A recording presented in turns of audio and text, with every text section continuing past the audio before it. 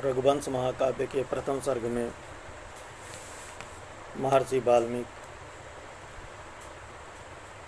महाराजा दिलीप और रानी सुदक्षिणा के बारे में बताते हुए कहते हैं कि वे लोग जब वशिष्ठ के आश्रम में पहुंचते हैं तो सायंकाल का समय था और उनके वाहन थक चुके थे।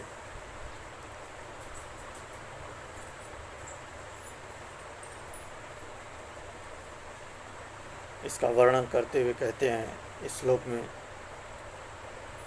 सह दुष्प्राप्यसा प्रापादाश्रमं श्रान्तवाहनः सायं संयमिनस्तस्य महर्षि महिषः। दुष्प्राप्यसा दुर्लभ यश वाले, श्रांत वाहन श्रांत थके हुए वाहनों सहित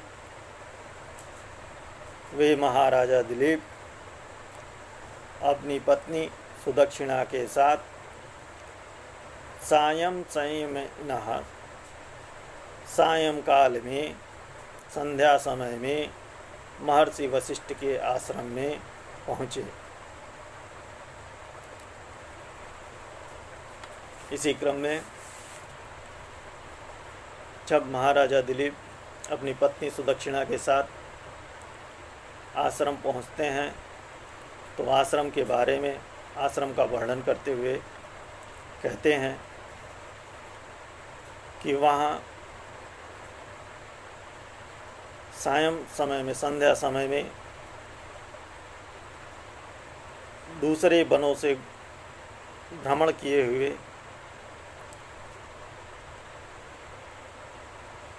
तपस्वी जब आश्रम में आते हैं पहुँचते हैं तो अग्नियाँ उनका कैसे स्वागत करती हैं इसका वर्णन करते हैं। वनान्तरादुपावृतैः समित कुछ फलाहरैः पूर्य माणदृश्याग्नि प्रत्युद्यास्तैस्तपस्विभिः। वनान्तरात् दूसरे जंगलों से दूसरे वनों से भ्रमण कर समित कुछ फलाहरैः लकड़ी कुश तथा फलों के साथ आए हुए तपस्वियों का अदृश्याग्नि प्रत्युदातैः उनकी तीनों प्रकार की अग्नियाँ या अदृश्य अदृष्ट अग्नि दौड़ पड़ते हैं, उनका स्वागत करते हैं।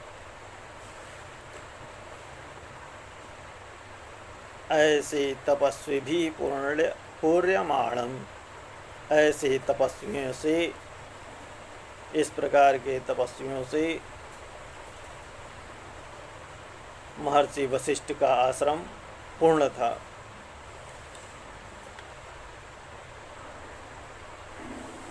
इसी क्रम में आगे कहते हैं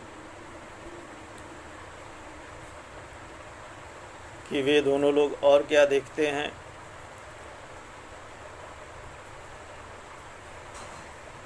उस आश्रम में तो आश्रम का वर्णन करते हैं। वे कहते हैं वशिष्ठ के आश्रम में ऋषि पत्नियों की संतान के समान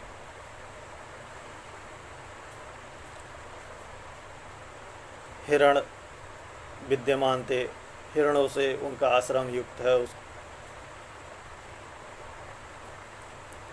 इसका वर्णन करते हैं। आकीर्ण मृषि पत्नी नाम उडज द्वार रोधि भी अपत्यैरिव निवार भागधेयोच्चितैः मृगैः। निवार भागधेयोच्चितैः,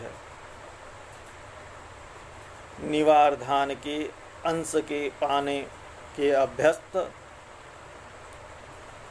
उटज द्वार रोध भी, कुटिया के दरवाजे को अवरुद्ध किए हुए मृगों से उनका आश्रम पूर्ण था, भरा हुआ था, हिरणों से भरा हुआ था। वे कैसे थे? तो कहते हैं ऋषि पत्नी नाम अपत्यई इव आकीर्णम, जो